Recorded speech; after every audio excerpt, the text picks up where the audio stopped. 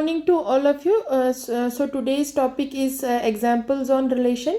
So first question is that check whether the relation R in R defined by R is equal to the ordered pair AB such that A is less than equal to B cube is reflexive, symmetric or transitive. So basically I have to prove that whether R is reflexive, symmetric or transitive. So for reflexive I have to show A is related to A. For symmetric A is related to B implies B is related to A, and for transitive if A is related to B and B is related to C then it implies that A is related to C. So हमारे पास ये जो पहले से जो relation defined है वो ये form में है और ये कंडीशन क्या करना चाहिए, सेटिस्फाई करना चाहिए. सो सबसे पहले हम क्या करेंगे, इसको सॉल्व करने के लिए हमें यही दिखाना है कि ये जो फंक्शन है क्या ये चेक करना है क्या ये रिफ्लेक्सिव है, सिमेट्रिक है या ट्रांजिटिव है. तो सबसे पहले फर्स्ट पार्ट हम प्रूव करते हैं.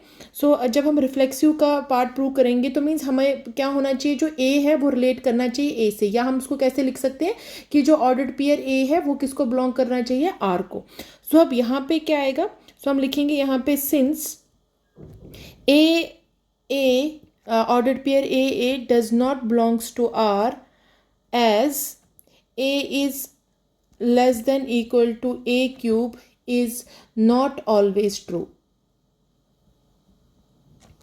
सो अगर हमने ये बिकॉज हमने ये कंडीशन भी देखनी है, कौन सी कंडीशन, ये A is less than equal to B cube. So ये जो कंडीशन है ये हमेशा ट्रू नहीं होगी. तो यहाँ से क्या आ जाएगा कि हमारे पास ये जो फंक्शन मीन्स ये जो रिलेशन आर है ये क्या है, ये रिफ्लेक्सिव नहीं है.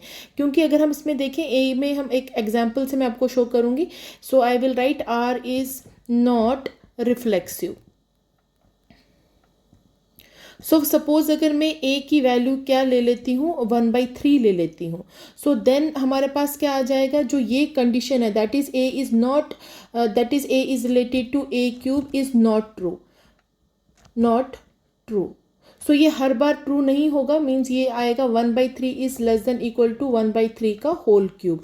सो ये ऑलवेज ट्रू नहीं होगा. सो इस वजह से क्या होगा कि जो ये रिलेशन आर है वो क्या है, रिफ्लेक्सिव आ जाएगा. इसी तरीके से जैसे हमें इसका सेकेंड पार्ट करना है जो है सिमेट्रिक के लिए हम क्या करेंगे, हम ले लेंगे ये जो ऑर्डर्ड पेयर ए बी. सो ये जो ए बी है ये क्या करना चाहिए, बिलोंग करना चाहिए आर को. पर एज पर डेफिनेशन हमारे पास बी ए बी क्या करना चाहिए, आर को बिलोंग करना चाहिए. मगर अगर हमें इस कंडीशन से देखें जो आर में डिफाइंड है, जो किस में डिफाइंड है, इस आर में ऑलरेडी डिफाइंड है. सो यहाँ से क्या चीज़ आएगा, ये डज नॉट इम्प्लाई करेगा किस चीज़ को, that B A belongs to R. So क्यों, अगर हम एक एग्जाम्पल ले लेते हैं, फॉर एग्जाम्पल मैं ए की वैल्यू 1 ले लेती हूँ, बी की वैल्यू 4 ले लेती हूँ. सो उस केस में ये जो रिलेशन दिया हुआ है 1 क्या होगा, लेस देन इक्वल टू 4 का क्यूब हो जाएगा. बट जो ये 4 है that is not less than equal to 1 cube. So means जो ये क्वांटिटी है ये वापस इस रिलेशन में नहीं है, मीन्स ऐसे रिलेशन इसमें इस आर में डिफाइंड नहीं है. सो इस केस में क्या आ जाएगा कि जो आर है वो सिमेट्रिक नहीं होगा. सो आर इज नॉट सिमेट्रिक. सो ये भी हमारा प्रूव हो गया कि ये सिमेट्रिक भी नहीं है. सो थर्ड केस आएगा हमारे पास दैट ट्रांजिटिव. सो ट्रांजिटिव में क्या आएगा, हम एलिमेंट्स लेंगे कि दैट इज ए बी किसको करेगा, रिलेट आर को करेगा. एंड क्या होना चाहिए, बी सी जो है वो भी किसको बिलोंग करना चाहिए, आर को. इम्प्लाइज होना चाहिए कि जो ए है वो रिलेट करना चाहिए सी को. यहाँ पे क्या आएगा कि ये अगेन डज नॉट इम्प्लाई करेगा A comma C belongs to R. So same I will again take an example. Let so consider A is equal to 100, B is equal to 5, C is equal to 3. सो उस case में हमारे पास क्या हो जाएगा, 100 is less than equal to क्या बन जाएगा, 5 का क्यूब. देन इसी तरीके से जो 5 है वो क्या आएगा, लेस देन इक्वल टू 3 का क्यूब.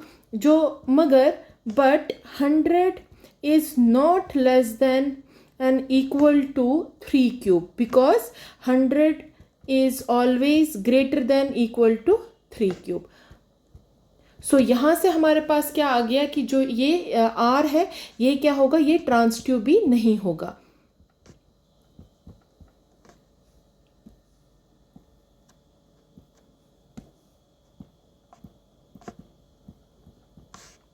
सो सो अगर ये ट्रांजिटिव भी नहीं है, सिमेट्रिक भी नहीं है, रिफ्लेक्सिव भी नहीं है, सो यहाँ से हमारे पास ये जो तीनों कंडीशंस है ये एग्जिस्ट कर गई। और अगर ऐसा हमारे पास जैसे हमने जो मेन कंडीशन को देखना है और उस पर क्या आप करो, रिफ्लेक्सिव की डेफिनेशन लगाओ, सेम फिर सिमेट्रिक की डेफिनेशन लगाओ और ट्रांजिटिव की डेफिनेशन लगाओ। Next example. सो नेक्स्ट एग्जाम्पल है, अगर हमारे पास दो लाइंस दी है किसी प्लेन में, प्लेन सिग्मा से डिनोट किया है, the relation R defined by L1 related to L2 if and only if L1 is perpendicular to L2 is neither reflexive nor transitive but symmetric. हमें ये शो करना है ये क्या है, ना ये ट्रांजिटिव है ना ये रिफ्लेक्सिव है, मगर ये सिमेट्रिक है। So hence R is not an equivalence relation. तो यहाँ से क्या शो करना है कि इसकी जब दो प्रॉपर्टीज ये सेटिस्फाई नहीं कर रहा इक्विवेलेंस रिलेशन की, तो यहाँ से हमारे पास ये क्या आ जाएगा कि ये आर जो है ये इक्विवेलेंस रिलेशन नहीं है। तो ये बड़ा सिंपल है, देखो इसको कैसे सॉल्व करेंगे। सो सबसे पहले हम लिखेंगे let L1, L2 and L3 be the three lines in the plane, be the three lines in the plane sigma। सो ये हमने थ्री लाइंस ले ली कहाँ पे, प्लेन सिग्मा में।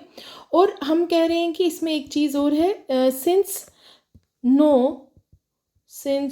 No line is perpendicular to itself, so therefore L1 is not related to L1, hence R is not reflexive। सो क्योंकि अब हमें reflexive के लिए देखना है, तो यहाँ पे क्योंकि देखो जो हमारे पास क्वेश्चन था उसमें यही चीज़ पहले से गिवन थी कि ये जो हमारे पास लाइंस है इसमें L1 जो लाइन है वो L2 से कब रिलेटेड होगी, अगर वो ये कंडीशन सेटिस्फाई करे, मींस L1 क्या होना चाहिए, परपेंडिकुलर L2 के।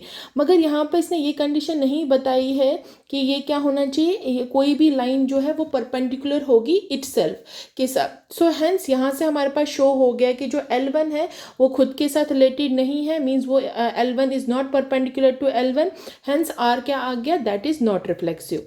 सो इसी तरीके से अब हमने क्या देखना है, इसका सिमेट्रिक प्रॉपर्टी। अब सिमेट्रिक प्रॉपर्टी में हम लेंगे यहाँ पे late L1 is related to L2, ठीक है। और हम दूसरा ले लेते हैं कि अगर L1 is related to L2 हो गया तो दिस मीन्स एज पर जो हमें रिलेशन डिफाइंड है उसका मतलब ये हुआ कि जो L1 है वो क्या आएगा, परपेंडिकुलर टू L2। तो मैं लिखूंगी L1 is perpendicular to L2 as per definition जो आपको रिलेशन डिफाइन किया हुआ है।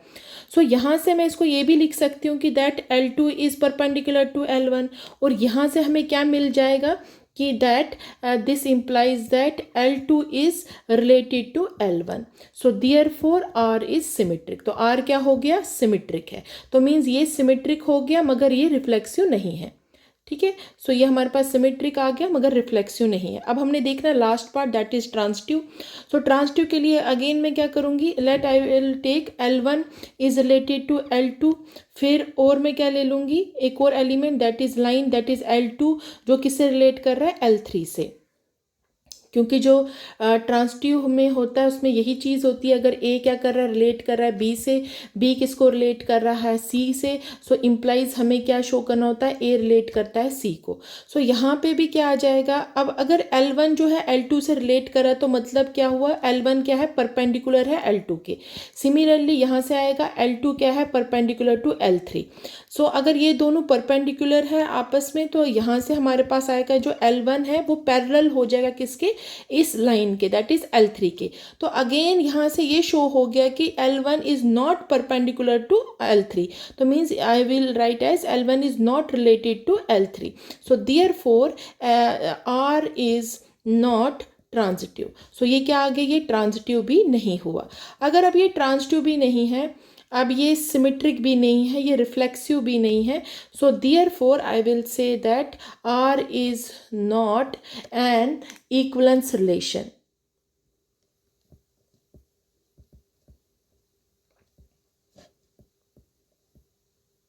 So hence solved. So next example is if R is a relation in N cross N defined by AB is related to CD if and only if A plus D is equal to B plus C. Show that R is an equivalence relation. So same इसमें reflexive property show करनी है, symmetric property show करनी है और transitive property show करनी है.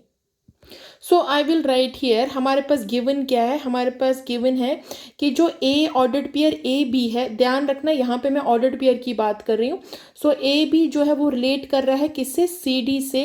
कब, only तब अगर ये कंडीशन एग्जिस्ट करे, means A plus D this is equal to B plus C. So अब हम यहाँ पे ऑर्डर्ड पेयर लेके ही रिफ्लेक्सिव शो करेंगे. सो मैं यहाँ पे लिखूंगी now A B is related to A B if क्या आ जाएगा यहाँ पे, a प्लस बी किसके इक्वल आना चाहिए एज पर जो एबो रिलेशन हमें डिफाइंड है, b प्लस ए के. So which is true, which is true. So यहाँ से क्या आ जाएगा, ये रिफ्लेक्सिव है. सो ये क्या है, रिफ्लेक्सिव है. So I will write relation r is reflexive. So first part prove हो गया. इसी तरीके से मैं अब सेकंड पार्ट करूंगी सिमेट्रिक के लिए. सिमेट्रिक के लिए मैं ऑर्डर्ड पेयर लूंगी एक, पहले A B is related to C D. ठीक है. सो अब ए बी अगर सी डी से रिलेट कर रहा है, दिस इम्प्लाइज क्या होना चाहिए, ए प्लस डी जो है वो किसके इक्वल आना चाहिए, बी प्लस सी के. सो इसको मैं फर्दर किस तरीके से लिख सकती हूँ, जो ये ए प्लस डी है जिसको मैंने बी प्लस सी के इक्वल लिखा, इसको मैं ऐसे भी चेंज कर सकती हूँ, D plus A, this implies D plus A is equal to C plus B. So अगर ये टर्म लिख दिया, या इसको नेक्स्ट लाइन में मैं ऐसे भी लिख सकती हूँ, C plus B this is equal to D plus A. सिर्फ आगे पीछे ये इंटरचेंज ही कर दिया और कुछ नहीं किया है. सो यहाँ से मेरे पास क्या आएगा, जो सी और डी है वो क्या कर गया, रिलेट ए और बी को. So therefore I can write here relation R is symmetric. तो ये सिमेट्रिक भी हो गया. अब लास्ट हमारे पास है ट्रांजिटिव. अब ट्रांजिटिव के लिए हम क्या करेंगे, ऑर्डर्ड पेयर लेंगे. तो मैं लिखूंगी A B is related to B C, और एक और ऑर्डर्ड पेयर लेना है हमने, क्योंकि ट्रांजिटिव में होता है ना, A is related to B and B is related to C implies A is related to C. So same यहाँ पे लिखूंगी C D is related to E F. अब हमने यही कंडीशन अप्लाई करनी है, ए बी बी सी से related कब होगा, अगर ये चीज़ एग्जिस्ट करेगी, इम्प्लाइज ए प्लस डी वो किसके इक्वल आना चाहिए, बी प्लस सी के. और यहाँ से आएगा सी प्लस एफ जो होगा that will be equal to D plus E. So अब इन दोनों का एडिशन ले लेते हैं. सो हमारे पास आएगा A plus D then plus C plus F this is equal to B plus C then plus D plus E. So after solving यहाँ से हमारे पास सिंप्लीफिकेशन के बाद आएगा A plus F this is equal to B plus E. तो यहाँ से हमारे पास इक्वेशन बन गई A B, ordered pair A B जो है वो किसको रिलेट कर गया, ई एफ को कर गया. मीन्स ए किसको रिलेट कर गया, सी को, एज पर डेफिनेशन जो हम पहले पढ़ते आ रहे हैं. सो यहाँ से हमारे पास क्या आ गया, R is transitive. So R क्या बन गया, ट्रांजिटिव भी हो गया. सो मीन्स ये जो तीनों कंडीशंस इक्वलेंस रिलेशन की सेटिस्फाई कर रहा है. So hence I can write ये here that R is equivalence relation. Hence solved. So इस तरीके से क्वेश्चन भी आ सकते हैं. तो आपने ऐसे ही क्वेश्चंस भी सॉल्व करने. सो नेक्स्ट एग्जाम्पल है, let A is equal to 1 2 and B is equal to 3 4 find the number of relations from A to B. So कई बार इस टाइप के क्वेश्चंस आते हैं कि आपको फाइंड करना होता है number of relations from set A to set B. So इसमें देखिए कैसे हम उसको सॉल्व करेंगे. सबसे पहले हमारे पास गिवन क्या है, हमारे पास ए गिवन है वो किसके इक्वल है, दैट इज 1 2. इसी तरीके से हमारे को बी भी गिवन है, उसकी वैल्यू है 3 4. सो हम पहले इसका क्या करेंगे, कार्टेशियन प्रोडक्ट निकालेंगे. कार्टेशियन प्रोडक्ट क्या हो गया, 1 2 का हमने जो मल्टीप्लिकेशन है दैट इज़ 3 4 के साथ लेना है, और वो किसके इक्वल आ जाएगा, मैं यहाँ पे लिख देती हूँ. ये आ जाएंगे सारे ordered pair, that is 1 3 then it is 1 4, फिर आ जाएगा 2 3 देन इट इज़ 2 4. सो ये इसका बन गया हमारे पास ए क्रॉस बी. सो आपको ये चीज़ पहले से ही यहाँ पे मैंने नोट्स में लिखवाया हुआ था काफ़ी जो प्रीवियस वीडियोस में, that we know that number of relations from set A to set B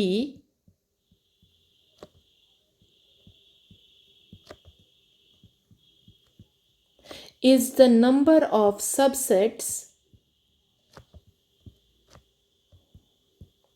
of A Cartesian B, that is subsets of A cross B, या आप ऐसे भी बोल सकते हो. सो मीन्स जितने भी नंबर ऑफ जो रिलेशंस होते हैं किसी भी सेट का मतलब दूसरे सेट पे, वो किसके इक्वल होते हैं, number of subsets of A cross B, जो जितने सारे इसके सबसेट्स होंगे उसके इक्वल होंगे. सो अब हमने एक यहाँ से सबसे पहले हम इसमें देखेंगे ए क्रॉस बी में कितने एलिमेंट्स आ गए.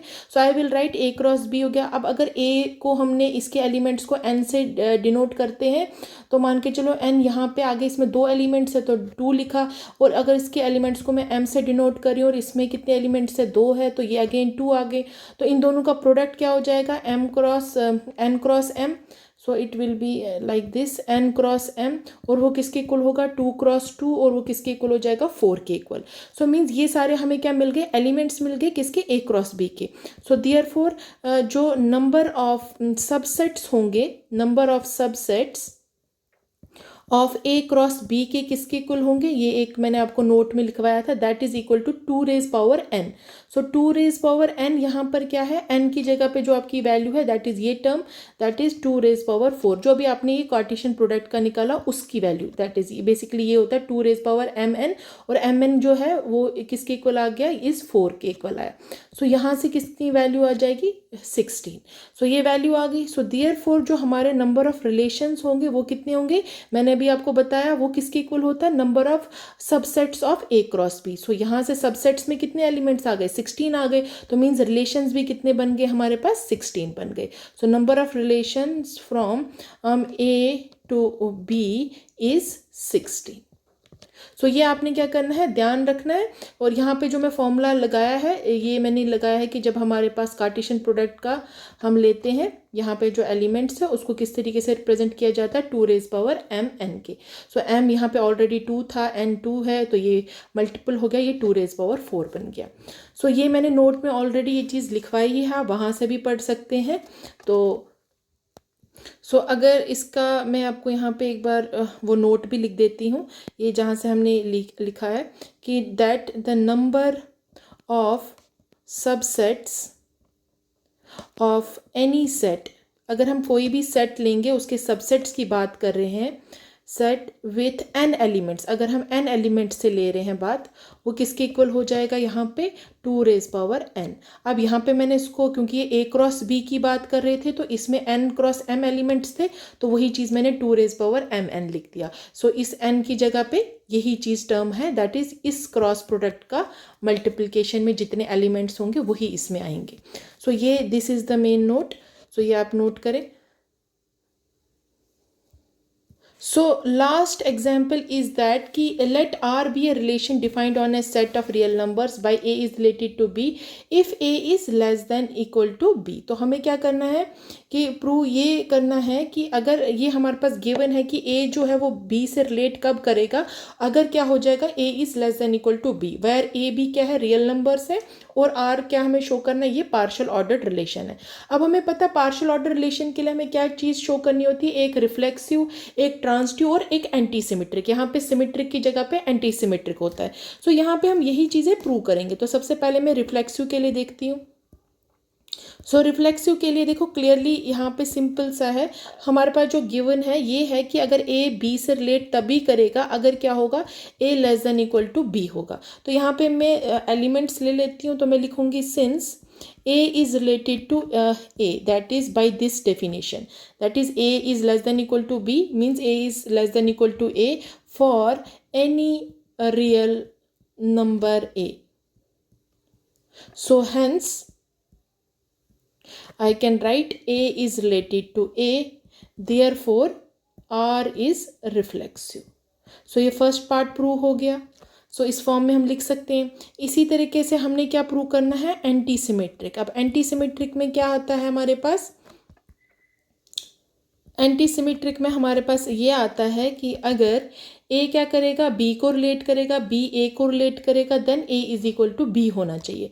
सो सेम यहाँ पे भी लिखेंगे, हम 2 रियल नंबर्स ले लेंगे A and B 2 real numbers, ये मैं 2 रियल नंबर्स ले रही हूँ.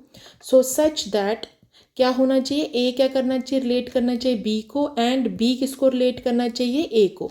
सो अब यहाँ से देखो ए जो है मैंने लिखा A is related to B and B is related to A. ये कब होगा, ये चीज़ कब एग्जिस्ट करेगी, अगर ए क्या होगा, less than equal to B होगा। और ये कंडीशन कब एग्जिस्ट करेगी, जब बी क्या होगा, लेस देन इक्वल टू ए होगा। सो यहाँ से क्या आ जाएगा हमारे पास, जो ए है वो किसके इक्वल आ जाएगा, बी के इक्वल आएगा। सो दिस इम्प्लाइज आर क्या बन जाएगा, एंटी सिमेट्रिक। सो ये भी प्रूव हो गया हमारे पास।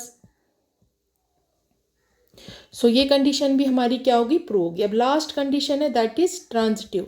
सो ट्रांजिटिव में अब देखेंगे क्या आएगा। सो ट्रांजिटिव, सो हमें ये शो करना है कि जो आर है वो ट्रांजिटिव है। तो हम सेम अगेन 3 एलिमेंट्स ले लेते हैं। ए बी सी क्या है, यानी रियल नंबर्स हैं, रियल नंबर्स सच दैट क्या होना चाहिए, ए किसको रिलेट करना चाहिए, बी को, एंड बी किसको रिलेट करना चाहिए, सी को। तो शो क्या करना है, ए किसको रिलेट करेगा, सी को। सो अब यहीं पे हम लिख लेते हैं ए जो है बी को रिलेट करेगा और बी किसको करेगा, रिलेट सी को। सो ये किससे रिलेट करेगा, इस रिलेशन से, A is less than equal to B and B is less than equal to C. So अगर ए बी से लेस है और ए बी सी से लेस है तो इम्प्लाइज ए किससे कम होगा, सी से होगा। So therefore I can write here that A is related to C. So hence R is, therefore R is transitive. So ये थर्ड कंडीशन भी इसकी सॉल्व हो गई। सो अब हमारे पास यहाँ पे क्लियरली ये चीज़ पता चल गई, ये तीनों प्रॉपर्टीज पार्शियल ऑर्डर की सेटिस्फाई कर रहा है। तो इसका मतलब ये हुआ R is a partial order relation.